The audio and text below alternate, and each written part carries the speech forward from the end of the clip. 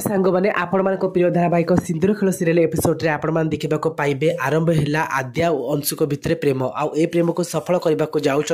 आन्या आउ अनी कहीं आज स्कूल जीवा समय अंशु कहती अनी बेटा तू मो सहित आग सीट्रे बसवा आ मत एका जमा भल लगुनि आ समय अनी कहते नाई बापा मु आन्या सहित पछ सीट्रे बसबि आम दिज मिसिकी खूब मजा करूँ आद्या जिते पछ सीट्रे बसवा आसती ए समय अंशु कहती मत कौन ड्राइवर भाविच तुम मैंने समस्ते पछ सीट्रे बसो ताले मत तो लोक ड्राइवर भावे मु ना मु आग सीट्रे एका बसी पारिनी आ समय आद्या जाकि अंशुक सहित आग सीट्रे बसीजे आ समय अनी आउ आन्या कहते आमको गीत शुणा इच्छा हो प्लीज तुम गीत बजाओ आउ आद्या एत मना करेंगे किंतु अंशु कहे ठीक अच्छे पे तुम जो गीत शुणा चाहूच ताले मुझे तुम फेवरेट गीत लगे दूसरी आउ जिते से रेडियो चालू करेंगे ए समय 9 FM रेडियो गोटे प्रेम शायरी कहूब जे दुई प्रेमी पक्षी जदि अलग होती